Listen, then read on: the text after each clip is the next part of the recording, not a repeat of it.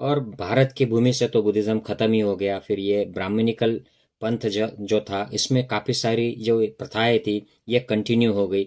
तो ये तीसरी आंख का जो कंसेप्ट जो बुद्धिज्म में था, वही हम आगे जाके शिव की मूर्ति या विष्णु की मूर्ति, जो बुद्ध मूर्तियों की ऊपर से ही डेवलप हुई थी। क्या ये सिंदूर और ये बिंदी लगाना, ये कभी उनके देवताओं के जो स्टोरीज है उसमें था क्या? तो वेद पुराण और स्मृतियां जो है, इनके अध्ययन के बाद हमें पता चलता है कि ये मूलतः ब्राह्मण पंथ की या हिंदू पंथ की प्रथा नहीं है। इसमें इस पंथ में सिंदूर का, बिंदी का, बिंदु का ये कोई महत्व नहीं हुआ करता था। साथियों, जय हिंद। मैं डॉक्टर संग्राम पाटिल बात कर रहा हूँ। साथियों, महाराष्ट्र में एक हिंदुत्ववादी नेता है, बूढ़ा आदमी है। इसने एक महिला पत्रकार को कहा कि जब तक तुम बिंदी नहीं लगाती हो तब तक मैं तुमसे बात नहीं करूंगा, तुम्हारे सवालों के जवाब नहीं दूंगा। और ये भी ऐड कर दिया कि क्या भारत माता विधवा है तो तुम क्यों बिंदी नहीं लगाती हो। तो मेरे दिमाग में ये बिंदी सुहाग का टॉपिक चल ही रहा था। तो मैं इस बहाने अब इस टॉपिक पर मैंने जो भी इंफॉर्मेशन मेरे पास है, मैंने सीखा है, मैंने अंडरस्टैंड किया है, वह मैं आपके साथ शेयर करूंगा। तो इसके लिए मैं कुछ बुद्धिस्ट जो अंडरस्टैंडिंग है उसका इस्तेमाल करूंगा, आपसे शेयर करूंगा। और एक रोशन बौद्ध जी की एक किताब है, सुहाग बनाम सिंदूर। ये किताब सम्यक प्रकाशन की है, दिल्ली का बड़ा फेमस विद्रोही साहित्य का, सेक्युलर साहित्य का प्रकाशन करते हैं सम्यक प्रकाशन। आप ये मंगा सकते हो। इसमें उन्होंने कुछ रेफरेंसेस दिए हैं और इंफॉर्मेशन दी है सुहाग के बारे में। तो सबसे पहले हमें ये देखना है कि कोई भी प्रथा या रूढ़ी, इसकी अगर हमें हिस्टोरिकल जांच करनी है, जानकारी लेनी है, तो ये जो इंफॉर्मेशन है ये ग्रंथों से आती है, साहित्य से आती है या शिल्पकला से आती है। तो हमारे यहाँ पर ग्रंथ जो है, एक तो ब्राह्मणिकल ग्रंथ है, पुराण, मनुस्मृति और अलग अलग तरीके की स्मृतियाँ, रामायण, महाभारत। तो ये एक साहित्य है। दूसरा जो हिस्टोरिकल साहित्य, अगर हम लिखित साहित्य की बात करें तो सबसे पुराना ये बुद्धिस्ट साहित्य है जो लिखित स्वरूप में उपलब्ध है। तो इन साहित्यों की अगर हम तुलना करें, इनमें से स्टडी करें, और अगर हम शिल्प देखें जो हमें मिलते हैं, गुम्फाओं में मिलते हैं, अलग अलग तरीके की जो मूर्तियां मिलती है, उनमें अगर देखें तो हमें ये बिंदी या सुहाग, इसके बारे में क्या पता चलता है। तो इसके बारे में मैं सबसे पहले, ये जो बिंदी लगाई जाती है इस पॉइंट पर, हमारे फोरहेड पर, दो आईब्रोज के बीच में, इसका क्या महत्व है। तो इसका सबसे बड़ा जो सबसे पुराना जो ये मिलता है, सबूत मिलता है, ये बुद्धा की जो मूर्ति है, जो खास करके तिब्बत, नेपाल, इंडिया के, नॉर्थ इंडिया के अलग अलग जगह से जो मूर्तियां मिलती है, उनमें से मिलता है कि यहाँ पर एक ऐसा इलेवेशन मिलता है, थर्ड आई, तीसरी आंख जिसे कहते हैं। और ये हमारे अलग अलग गुम्फाएं जो है, उन गुम्फाओं में जो प्रतिमाएं और मूर्तियां हैं बुद्ध की, उनमें भी ये मिलता है। सारी मूर्तियों में नहीं मिलता है, कुछ मूर्तियों में मिलता है। तो ये तीसरी आंख का जो कंसेप्ट जो बुद्धिज्म में था, वही हम आगे जाके शिव की मूर्ति या विष्णु की मूर्ति, जो बुद्ध मूर्तियों की ऊपर से ही डेवलप हुई थी। पहले बुद्धा की मूर्ति डेवलप हुई थी, ये कला, ये हिस्टोरिकल फैक्ट है। बाद में फिर शिव की, शंकर भगवान की या विष्णु की या जो भी अलग अलग ब्राह्मणिकल देवी देवता है, उनकी मूर्तियां डेवलप हुई है, उनके शिल्प डेवलप हुए हैं, इनकी प्रतिमाएं डेवलप हुई है, उनमें भी ये मिलता है। तो ये तीसरी आंख का कंसेप्ट क्या होता था।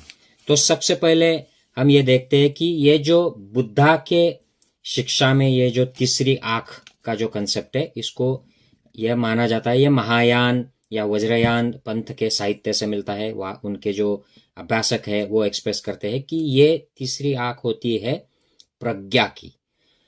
दो जो हमारी आंखें हैं ये फिजिकल मटेरियल वर्ल्ड के लिए है, जो चीजें जैसे दिखाई देती है उनको देखने के लिए। तो ये आभासी सच, ऊपर ऊपर का जो सच होता है उसको देखने के लिए। और जो प्रज्ञा की जो आंख होती है प्रज्ञा चक्षु, ये होता है एक्चुअल ट्रुथ देखने के लिए, जो माइंड और मैटर के परे है, उसके बियॉन्ड है। तो हमें जो भासमान सत्य लगता है, उसके पीछे, उसके डीप लेवल पर एक्चुअल में ट्रुथ क्या होता है, माइंड और मटेरियल के बियॉन्ड, उसको देखने का जो जरिया है, मार्ग है प्रज्ञा का, उसको कहते हैं तीसरी आंख, थर्ड आई। तो ये वही दर्शाता है कि ये तीसरी आंख जो प्रज्ञा की है, विवेक की है, रैशनलिज्म की है, इसके जरिए अगर आप अपने अंदर जाते हैं, आप अगर ठीक से गौर करें तो ये दोनों आंखें जब बंद होती है तो ही आप तीसरी आंख से अंदर जा सकते हो। प्रज्ञा जो समाधि ध्यान अवस्था की जो मूर्तियां होती है, चाहे वो किसी की भी हो, उसमें आंखें बंद होती है, तब आप अंदर जा सकते हो ध्यान लगाकर, और अपनी खुद के बारे में सच्चाई जान सकते हो। और उस सच्चाई को जानने के बाद आपको एनलाइटनमेंट मिलता है, बुद्ध अवस्था मिलती है, अरहंत अवस्था मिलती है, दुखों से छुटकारा होता है। तो ये इसका मतलब ये होता है, और यही कंसेप्ट आगे की मूर्तियों में लिया गया है। लेकिन ये जो कंसेप्ट है, ये बाद में जैसे बुद्धिज्म के जो अलग अलग पंथ है, उनमें कर्मकांड और उनमें भी अंधविश्वास बढ़ता गया, और भारत की भूमि से तो बुद्धिज्म खत्म ही हो गया। फिर ये ब्राह्मणिकल पंथ जो था, इसमें काफ़ी सारी जो प्रथाएं थी, ये कंटिन्यू हो गई। तो इसमें ये जो तीसरी आंख का जो कंसेप्ट था, वो भ्रष्ट हो गया। ये हालांकि बुद्धिस्ट ट्रेडिशंस में ये भ्रष्ट हो गया था। बुद्धा का ओरिजिनल जो साहित्य होता है, इसमें ऐसी कोई तीसरी आंख की कंसेप्ट नहीं होती है।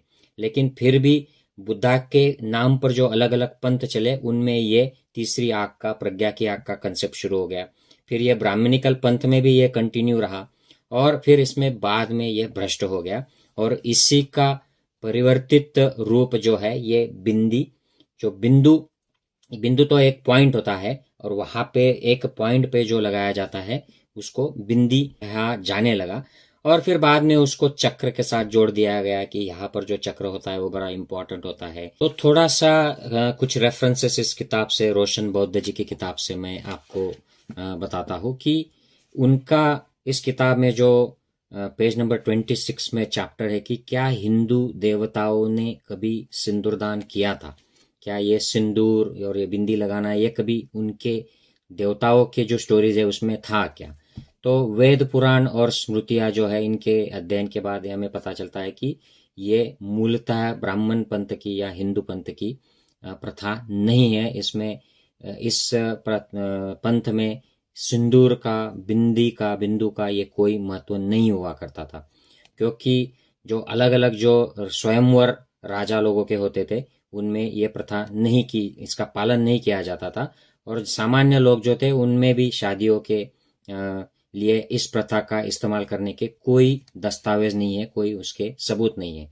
तो उन्होंने उसके लिए अलग अलग एग्जाम्पल दिए हैं कि जब राम का स्वयंवर हुआ, तो उस वक्त सीता के साथ उनकी जब शादी हुई, तो उसमें ये प्रथा नहीं वर्णित की है।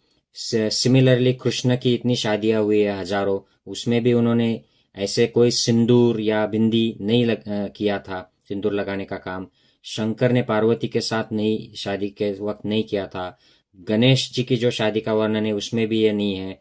और ये बताते कि ब्रह्मा ने तो अपनी पुत्री को वो भगा लेके गए थे, और उसका शारीरिक शोषण किया, और उसके भी शादी के वर्णन में ये सिंदूर नहीं आता है।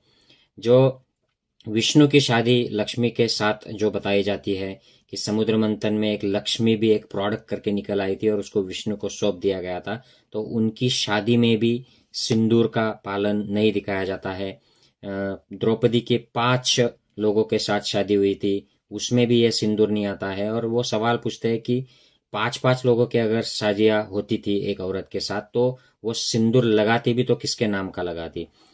तो आजकल जो हम समझते हैं कि सिंदूर ये पतिव्रता का लक्षण है, तो 5 शादियां अगर उसको बहुपति अलाउड है, तो उसमें सिंदूर किस नाम का लगाएगी। तो इससे यह साबित होता है कि ब्राह्मणिकल जो पुराण है,